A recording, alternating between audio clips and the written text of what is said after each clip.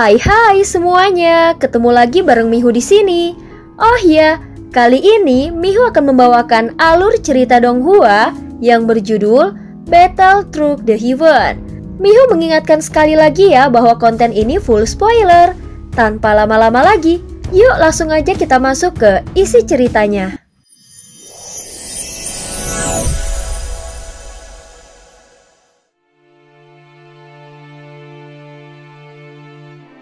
Melanjutkan dari kisah sebelumnya. Sebelumnya setelah mendapatkan posisi sosok-sosok kuat lainnya, Xiaoyan bergegas ke tempat itu. Dia menemukan kelompok King Wuya dan kelompok klan Jingzhu.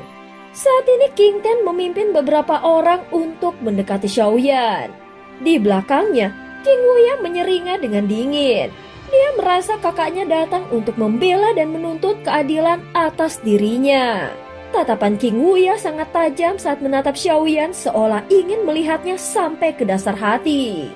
Dia tahu kekuatan jiwa kakaknya King Ten juga berada di tingkat void. Suatu kekuatan yang bahkan lebih langka dari tingkat keempat keabadian para dewa. Saudara, aku melihat bekas luka akibat makhluk roh api di tubuhmu. Apakah kau bersedia bekerja sama denganku? King Ten mendekat dan berkata sambil tersenyum. Mendengar itu King Wuya yang berada di belakangnya langsung terlihat panik. Meski dia ingin berbicara, namun akhirnya dia hanya bisa mengepalkan tinju dan menggertakkan giginya dengan kesal. Xiaoyan sendiri tidak berpikir panjang. Dia langsung mengangguk setuju. Hal ini membuat King Ten sedikit terkejut. Dan dia tidak menyangka Xiaoyan akan setuju secepat ini, namun dia segera tertawa. Hahaha, bagus. Sebelumnya aku sudah mencoba masuk ke sana sekali. Untuk masuk ke wilayah ini, kau harus memiliki benih api pemusnah sebagai pelindung tubuhmu. Apakah kau punya? King Ten bertanya dengan tenang. Xiaoyan mengangguk lalu mengulurkan telapak tangannya. Nyala benih api pemusnah langsung muncul dari dalam telapak tangannya. Itu cukup. Selama kita masih memiliki benih api pemusnah, kita bisa menggabungkannya bersama. Selama kita tidak memicu api itu, kita akan tetap aman di dalam. Setelah berhenti sejenak, King Ten melanjutkan kata-katanya.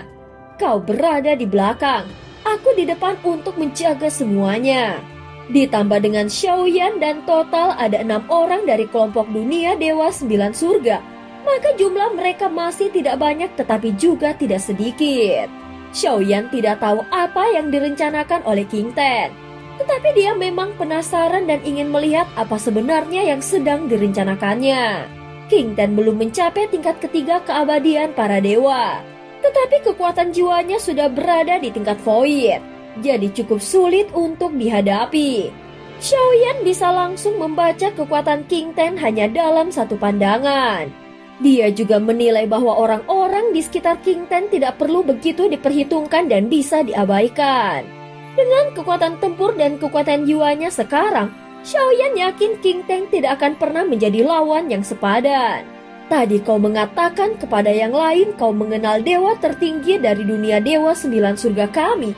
King Ten bertanya dengan mata berkilat seolah sedang menguji Xiaoyan.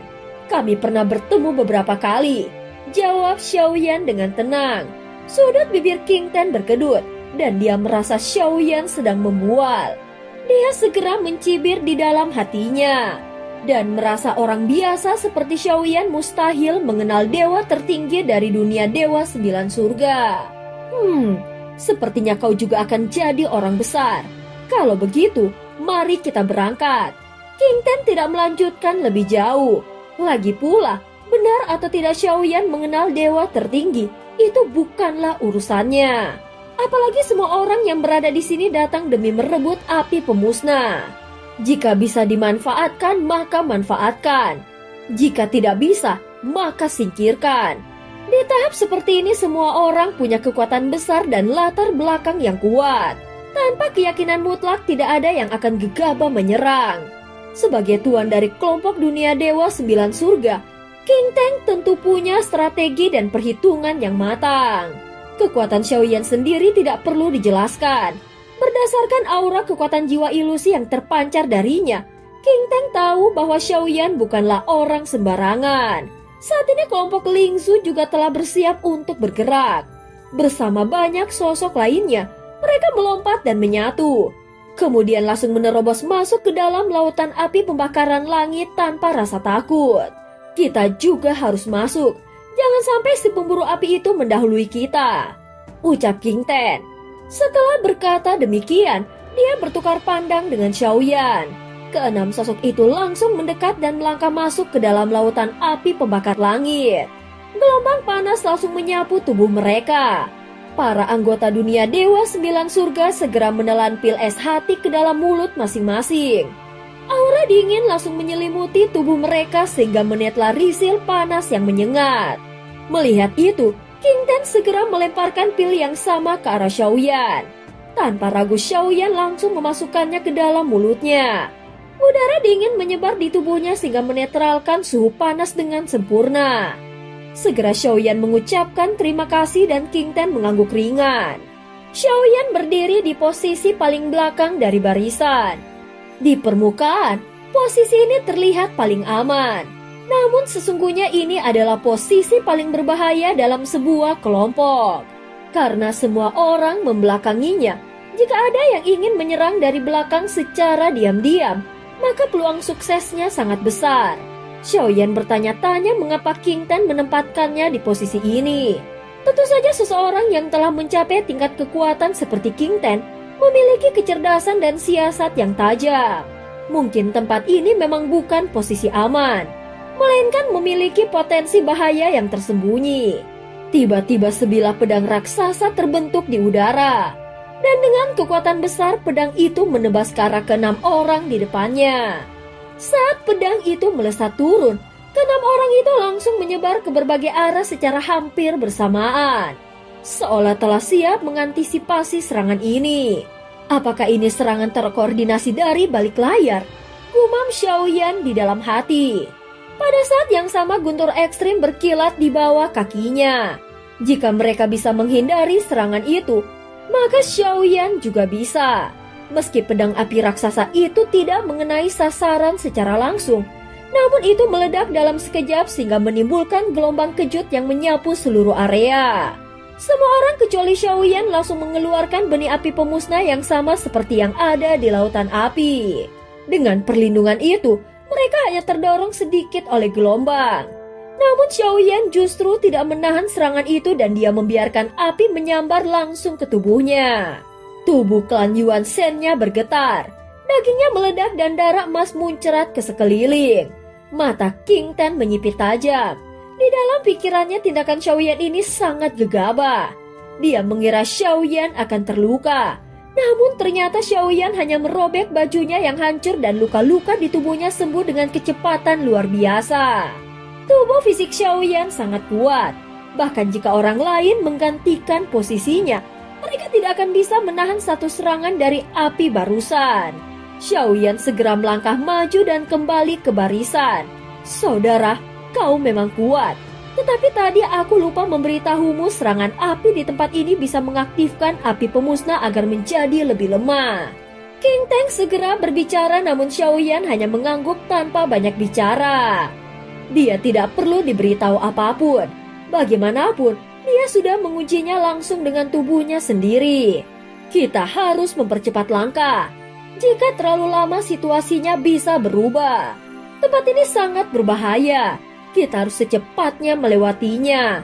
Seru King Ten dengan tegas. Segera kelompok itu meningkatkan kecepatan. Tidak lama kemudian, di depan mereka muncul 5 ekor kadal roh api. Makhluk-makhluk itu langsung menyerbu dengan ganas. Saudara, kita harus bekerja sama menghancurkan mereka. Hati-hati, mereka bisa meledakkan diri mereka. Gunakan benih api pemusnah untuk menahannya. King Ten memperingatkan kepada Xiaoyan. Mendengar ini Xiaoyan mengangguk ringan. Dia penasaran apakah kadal-kadal roh api ini juga memiliki benih api pemusnah di dalam tubuh mereka. Pada saat ini tubuh Xiaoyan melesat tinggi ke langit lalu berubah menjadi raksasa dan langsung melayangkan pukulan besar. Tinju Xiaoyan bahkan lebih besar dari tubuh kadal itu sendiri dan begitu cepat. Sehingga kadal roh api tidak sempat menghindar dan langsung hancur berkeping-keping lalu meledak menjadi api. Namun lagi-lagi, Xiaoyan tidak menggunakan benih api pemusnah. Dia justru kembali menggunakan tubuh fisiknya untuk menahan semua energi kehancuran yang dilepaskan kadal roh api tersebut. Bukan karena dia sombong akan kekuatan tubuhnya, melainkan karena dia sedang merasakan hukum penghancuran di dalam api tersebut, serta berharap bisa memahami dan merebut benih api pemusnah dari dalam tubuhnya. Apalagi hukum kehancuran yang terkandung di dalam benih api ini masih berada dalam batas toleransi tubuhnya. Begitu ledakan mereda, Xiaoyan melihat seberkas benih api pemusnah yang melayang di tengah-tengah api. Tanpa ragu sedikit pun, dia segera mengangkat tangannya dan menelannya langsung ke dalam tubuhnya. Di sisi lain, King Teng juga berhasil membunuh satu kadal roh api. Namun dia tidak seperti Xiaoyan. Dia justru mengeluarkan sebuah botol giok merah dan menyegel benih api pemusnah ke dalamnya. Tentu saja, mereka tidak bisa seperti Xiaoyan. Tubuh mereka tidak mengandung kekuatan asal yang murni, sehingga mereka tidak berani menelan benih api pemusnah secara langsung. Dan setelah beberapa saat, akhirnya Xiaoyan pun berhasil mendapatkan 5 benih api pemusnah. Dan cerita pun berakhir. Terima kasih udah dengerin Mihu dari awal sampai akhir ya. Sampai jumpa.